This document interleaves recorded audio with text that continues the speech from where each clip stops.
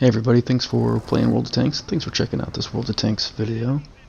I think it's really common for people to insist on pushing forward, being aggressive in terms of mobility, driving forward really fast, pushing forward at every possible opportunity really aggressively, even if maybe it's not necessarily, doesn't turn out to be the right opportunity, even if it just kind of seems like it is. But it's just really hard to kind of figure that stuff out.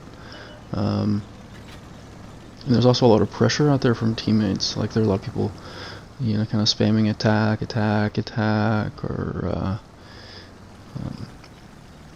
getting on voice chat and saying move forward or attack, and people clicking squares on the mini map that are clear across from where you started or clear across the map from where you're at that time or whatever. People getting maybe on voice and talking about how people didn't move forward fast enough, or people weren't aggressive enough, or people didn't push at the right time, especially when they themselves kind of move forward or charge into what turns out to be enemy positions, or what they knew were enemy positions before they charged or whatever.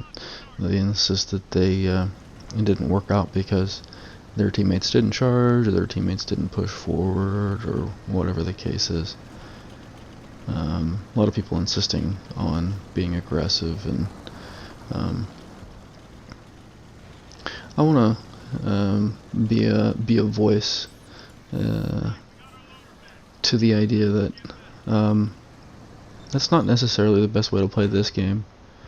In fact, my observations, and I don't really have a source, I can't reference a third party or something that's we all recognize, or most of us recognize as being an authority on the subject matter.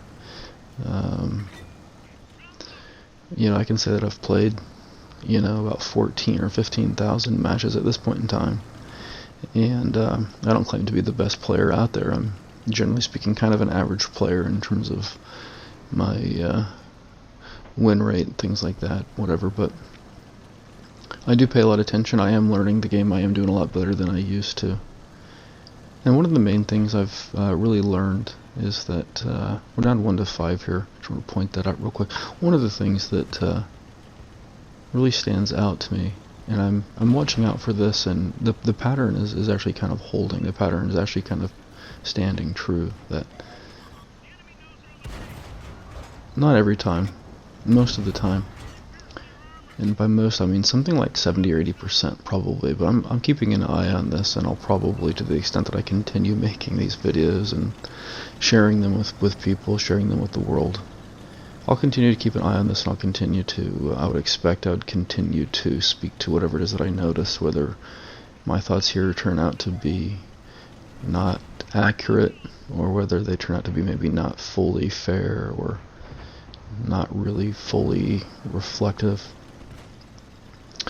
I expect that I'll continue to comment on this, or be a voice to the subject. So I guess stay tuned. I'm learning, and that's what this is. My statement here is a reflection of the learning that I've been doing so far, and also the learning that I hope to continue to do and expect to continue to do, and the observations that I continue to make, or at least expect to continue to make, about what is effective and also what's not effective. But yeah, generally speaking, it does seem to me that probably about 70 or 80% of the time, the team that pushes forward the least, or the team that pushes forward second, if you will, because yeah, eventually you do want to, you want to be aggressive when it's ultimately the right time. It's just a matter of trying to figure out when that right time is. And so I just generally want to say that my observations for a while here indicate to me that about 70 or 80% of the time, at least, maybe a little bit more than that, but a very strong percentage of the time, we're now up 10 to 8, the team that pushes forward the second, if you will, the team that at first is the less aggressive of the two teams, actually tends to win. And I don't mean to act like that's easy or obvious knowledge. If we look back at history, and some of the main history, most well-known history related to tank warfare, there's this concept of blitzkrieg, when Nazi Germany really was first making tanks a major part of combat, at least on a broad scale. They were very, very aggressive. I think it's important when we consider that part of history to acknowledge that they were up against some pretty unprepared and some much less capable, much less robust military, opposing militaries. But I